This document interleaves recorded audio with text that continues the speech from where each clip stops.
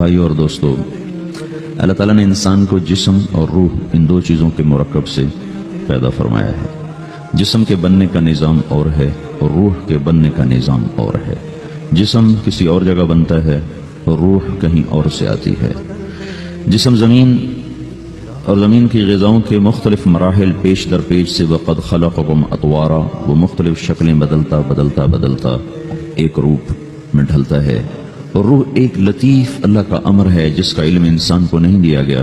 یسألونک عن الروح قل الروح من امر ربی وما اوتیتم من العلم الا قلیلا، کہ روح ایک اللہ کا امر ہے جس کے بارے میں تمہارے پاس کوئی علم نہیں ہے، لہذا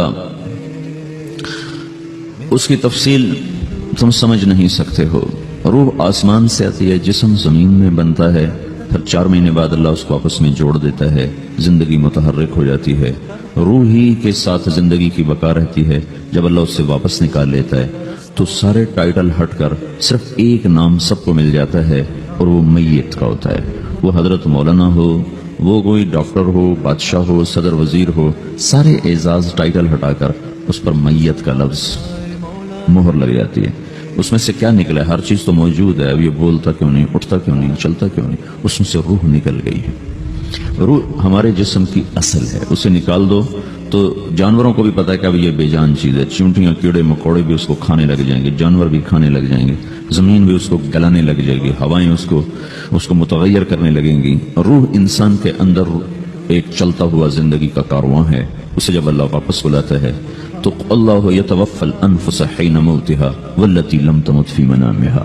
موت کیا چیز ہے؟ اس کے 200 جواب ہیں سائنس کی کتابوں میں، تو 200 جواب بذات خود بتا رہے ہیں کہ یہ ایک جواب بھی ٹھیک نہیں ہے، اور قرآن ایک جواب دیتا ہے اور وہی حرف آخر ہے، قل یتوفاکم ملک الموت اللہ یتوفی الانفس حین موتها۔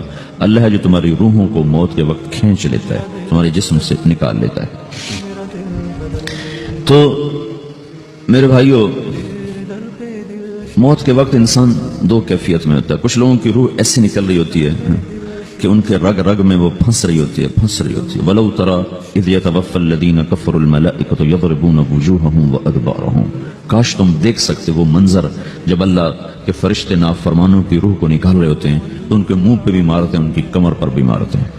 اور اخرجوا انفسکم اليوم، نکالو آج اپنی روحوں اور جانوں، اب تم بچ نہیں سکتے ہو۔ وہ پیچھے ہٹنا چاہتے ہیں، رب ارجعون، مجھے واپس کر دے تھوڑی دیر کے لیے، لعلی اعمل صالحا، اب میں پورا ٹھیک مسلمان بن کے چلوں گا۔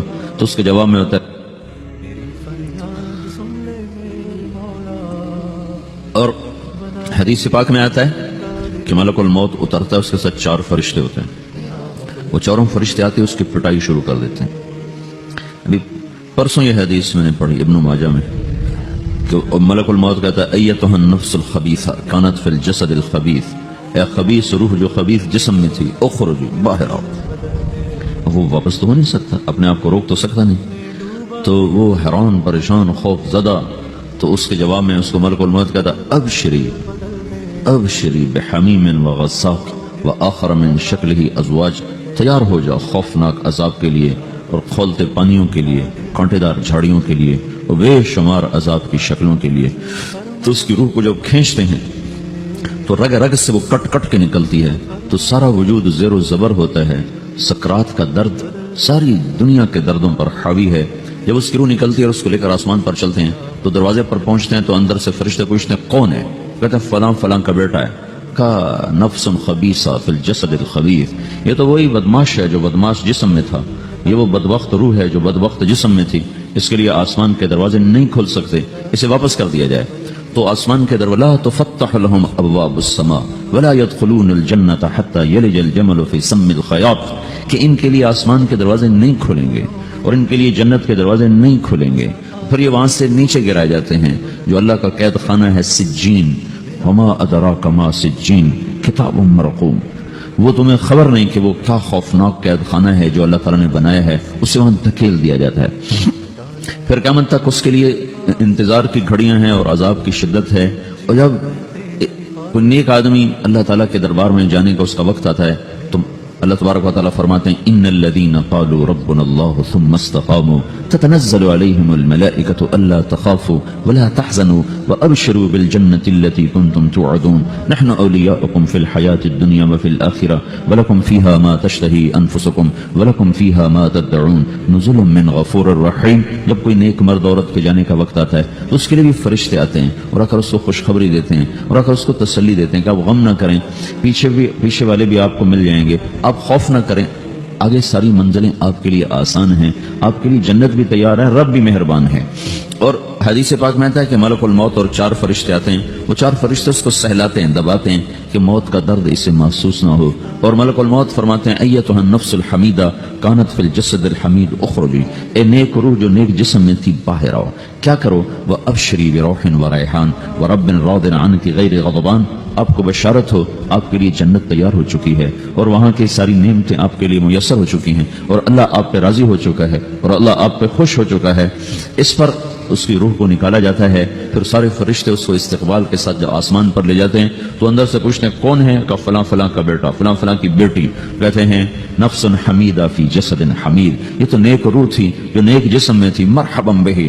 اس کو ہم سب استقبال کس کا کرتے ہیں اور ایک دم آسمان کے دروازے کھلتے ہیں، پھر وہ پہلا دوسرا تیسرا چوتھا سارے آسمان پار کرتا ہوا اللہ پاک کے عرش کے نیچے کے جا کر، مرد ہے یا عورت، وہاں جا کر سجدے میں سر رکھتا ہے اور اللہ تعالیٰ فرماتے ہیں ہاں اس نے ہمیں خوش کیا، ہم اسے خوش کریں گے اور اس کو عافیت کے ساتھ وہاں آسمان میں، پہلے آسمان سے لے کر اللہ کے عرش تک یہ سب ویٹنگ روم بنے ہوئے ہیں جہاں اللہ اپنے اپنے درجات کے مطابق جنت والوں کو ٹھہراتا ہے اور وہ انتظار گاہ ہے اور وقت ختم ہو جاتا ہے، لہذا انتظار کی جو تکلیف ہے وہ بھی ختم ہو جاتی ہے. وقت ختم تو انتظار کا احساس ختم اور ٹائم کے گزرنے کا احساس ختم. تو جیسے اصحاب کہف کو اللہ نے غار میں داخل کر کے تو غار کے اندر سے وقت کو نکال کے باہر پھینک دیا، باہر 300 سال گزرے، اندر آدھا ہی دن گزرا تھا. وہ جب اٹھے ہیں تو وہ 25 برس کا نوجوان 350 سال کا ہو کے نہیں اٹھا، وہ 25 سال کی عمر میں اٹھا ہے. نہ ناخن بڑا ہے، نہ مونچھیں بڑی ہیں، نہ ان کی داڑیاں لمبی ہوئی ہیں، کیونکہ تو زندہ تھے، مر نہیں گئے تھے. تو زندہ کے تو بال بھی بڑھتے ہیں، ناخن بھی بڑھتے ہیں، لیکن وہ اس طرح اٹھے کہ 300 برس گزر گئے اور 25 برس کا نوجوان 25 سال کی عمر میں اٹھا ہے، 20 برس کا 20 برس کی عمر میں اٹھا ہے. اور وہ کہنے لگے کم لبثنا، بھائی کتنا ٹھہرے ہیں؟ کہ یومن او بعض یومن، لگتا ہے کوئی دن آدھا دن ٹھہرے ہیں. وہ صحیح کہہ رہے تھے. باہر اللہ تعالیٰ نے وقت کی گھڑی کو چلائے رکھا اور اندر غار میں اس کو سوئچ آف کر دیا، نکال دیا، یہاں وقت کو داخل نہیں ہونے دیا. تو وقت کے گزرنے سے جو بھی اثرات مرتب ہوتے ہیں وہ ان پر مرتب نہیں ہوئے، تو وہ 20 آدھے دن کے بعد اٹھے ہیں. باہر 300 سال، اندر آدھا دن. یہی کچھ اللہ تبارک و تعالیٰ برزخ میں کر دیتا ہے، وقت کو ختم کر دیتا ہے، گزرنے کا احساس نہیں ہوتا ہے. تو اس طرح میرے عزیزو یہ 2 موتیں ہر انسان دیکھتا ہے، جب وہ جنت کے فرشتوں کا استقبال دیکھتا ہے یا جہنم کے فرشتوں کی مار اور پٹائی کو سہتا ہے. رابعہ بصری رحمۃ اللہ علیہ کا انتقال ہونے لگا تو انہوں نے رات کو فوت ہوئی تو انہوں نے اپنی خادمہ کو بلا کے فرمایا کہ کسی کو بتانا نہیں، جب میں مر جاؤں تو پڑوس میں 2-4 کو بلا کر نا میرا جنازہ پڑھوا دینا، اور جس کرتے میں تہجد پڑھتی تھی وہی میرا کفن بنا دینا، اور صبح بے شک لوگوں کو بتا دینا، میرے مرنے کے بعد میری میت کو رکھنا نہیں، فوراً دبا دینا. جب ان کا انتقال ہوا تو انہوں نے پڑوس کے 2-4 10-20 آدمی بلائے اور ان کی تدفین تجہیز سب کچھ ہو گئی. صبح شور مچا کے وہ رابعہ بصری کا انتقال ہو گیا. تو اگلے دن وہ خواب میں اس خادمہ کو ملی اور کہا بیٹی تیری بڑی مہربانی، تو نے میری وصیت کے مطابق عمل کیا. اس نے دیکھا کہ انہوں نے ایک خوبصورت سبز لباس پہنا ہوا ہے. تو وہ فرمانے لگی، انہوں نے سوال کیا کہ آپ کے ساتھ قبر میں کیا ہوا؟ تو وہ کہنے لگی کہ میرے پاس منکر نکیر آئے تھے اور مجھ سے کہنے لگے من رب کی، تیرا رب کون ہے؟ تو میں نے کہا سبحان اللہ، 40 برس جس کو میں نہ بھولا سکی اس کو 4 ہاتھ زمین میں آ کے میں بھول جاؤں گی. ان کا 42 برس کی عمر میں انتقال ہوا تھا. تو وہ کہنے لگے سبحان اللہ، جس کو میں 40 برس نہ بھولا سکی میں اسے 4 ہاتھ زمین کے اندر آ کے بھول جاؤں گی. تو منکر نکیر کہنے لگے اس کا کیا حساب لینا؟ پھر انہوں نے پوچھا کہ وہ آپ کا وہ کرتا کہاں گیا تہجد والا جس میں آپ کو کفن دیا تھا؟ کہ وہ اللہ نے مجھ سے لے لیا ہے اور میرے اعمال کے خزانے میں رکھ دیا ہے. قیامت کے دن میرا وہ کرتا بھی میرے ترازو میں تولا جائے گا اور مجھے یہ لباس پہنایا ہے جو جنت کا لباس ہے. یہ بھی ایک موت ہے. اس طرح بھی لوگ مرتے ہیں. اور دوسری بھی ایک موت ہے، ہمارے علاقے کی بتا رہا ہوں، اپنے علاقے. ایک زمیندار مر گیا، اس کی قبر کھودی، ساری بچھوؤں سے بھری ہوئی، ایسے جیسے چیونٹیاں پھر رہی ہوتی. تو انہیں وہ بند کر کے دوسری کھودی، ساری بچھوؤں سے بھری ہوئی. پھر وہ بند کر کے تیسری کھودی، ساری بچھوؤں سے بھری ہوئی. قبرستان میں اتنے بچھو کہاں سے آ گئے؟ یہ زمین کے بچھو نہیں ہے، یہ آخرت کی بلائیں ہیں جس کے ساتھ اب اسے قیامت تک رہنا ہے اور گزارا کرنا ہے. تو یہ دو طرح کی موتیں روزانہ لوگ مرتے ہیں، روزانہ لوگ مرتے ہیں۔ جب نماز کا وقت ہوتا ہے ملک الموت ساری دنیا کا چکر لگاتا ہے اور دیکھتا ہے کون پڑھ رہا ہے کون نہیں پڑھ رہا، کون پڑھ رہا ہے کون نہیں پڑھ رہا۔ جو نماز کی پابندی کرتا ہے اس کی موت آسانی سے ہوتی ہے، جو نماز میں غفلت کرتا ہے اس کے ساتھ موت کے وقت شدت اور سختی اختیار کی جاتی ہے۔ تو بھائیو یہ ایک جسم ہے، ایک روح ہے۔ روح باقی رہنے والی چیز ہے، جسم مٹ جاتا ہے، پھر اللہ سے قیامت کے دن نیا جسم عطا فرمائے گا، ایک نیا جسم دیا جائے گا۔ روح وہی ہے جو اللہ کے خزانوں میں جمع ہو جاتی ہے۔ نافرمان کی سیاہ کالی روح ہوتی ہے، فرما بردار کی روشن چمکدار روح ہوتی ہے۔ تو اللہ نے کچھ تقاضے جسم کے رکھے ہیں اور کچھ روح کے رکھے ہیں۔ جسم کے تقاضے پورے نہ کرو تو یہ پریشان ہو جاتا ہے، روح کے تقاضے پورے نہ کرو تو یہ پریشان ہو جاتی ہے۔ روح کی پریشانی جسم سے زیادہ ہے کیونکہ روح کی طاقت جسم سے زیادہ ہے۔ جسم مٹی سے بنا ہے، اس کی غذا بھی مٹی سے نکلتی ہے۔ روح آسمان سے ہے، اس کی غذا بھی آسمان سے ہے۔ روح کا تعلق جب تک اللہ سے نہیں جڑتا اس سے بھوک اور پیاس لگتی رہتی ہے۔ جسم کو جب تک روٹی اور پانی نہ ملے یہ تڑپتا اور پریشان رہتا ہے۔ جیسے اللہ تعالیٰ نے ہمارے جسم میں روٹی اور پانی کی طلب کو بے ساختہ رکھ دیا ہے۔ میں بیان کے دوران بھی پانی پی رہا ہوں، آپ دیکھ رہے ہیں کہ مجھے میرا حلق سوکھ جاتا ہے، مجھے طلب محسوس ہوتی ہے پانی، حلق سوکھتا ہے پانی کی طرف بھاگتے ہیں، بھوک لگتی ہے ہم روٹی کی طرف بھاگتے ہیں۔ یہ ایک ایسا اندر میں آٹومیٹک سسٹم ہے کہ ہم اس کو آف نہیں کر سکتے۔ یہ سوتے سوتے بھی بھوک کی وجہ سے آنکھ کھل جاتی ہے، سوتے سوتے پیاس کی وجہ سے آنکھ کھل جاتی ہے۔ یہ ایسا خود اللہ تعالیٰ نے ساختہ نظام بنایا ہے کہ آپ اپنے جسم میں روٹی اور پانی کی طلب کو نہیں نکال سکتے۔ میرے عزیزو ٹھیک اسی طرح اللہ نے انسانی روح میں اپنی طلب رکھ دی ہے اور اپنے رسول کی طلب رکھ دی ہے۔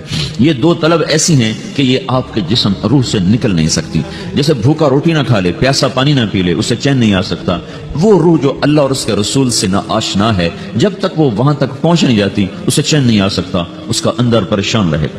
1997 میں جب جنید جمشید سے میری پہلی ملاقات ہوئی تو اس نے مجھ سے یہ سوال کیا کہ مولوی صاحب ایک پاکستانی نوجوان جس گلیمر کو خوابوں میں دیکھتا ہے وہ گلیمر تو مجھے زندگی میں ویسی حاصل ہے، میرے چاروں طرف زندگی کا رقص ہے اور میری زندگی کی ہر خواہش ہر تمنا پوری ہے، اس کے باوجود میرے اندر اندھیرا ہے، میرے اندر خلا ہے، مجھے لگتا ہے میں وہ کشتی ہوں جس کا کوئی ساحل نہیں، جس کی کوئی سمت نہیں۔ www.dasquran.com ایسا نہیں ہونا چاہیے۔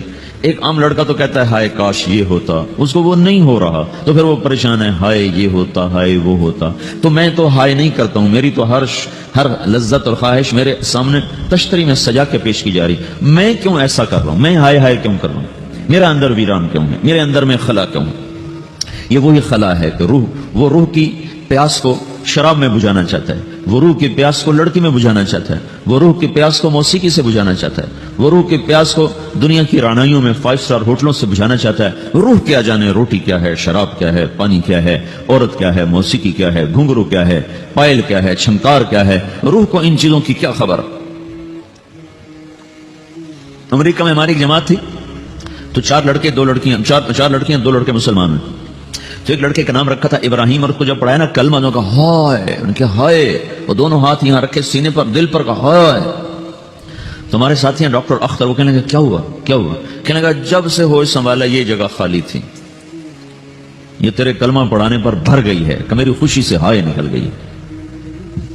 یہ جگہ خالی رہے گی، یہاں شراب نہیں پہنچ سکتی، یہاں نغمہ اور موسیقی نہیں پہنچ سکتی، یہاں تالے لگے ہوئے ہیں، یہاں تک کوئی آواز نہیں جا سکتی۔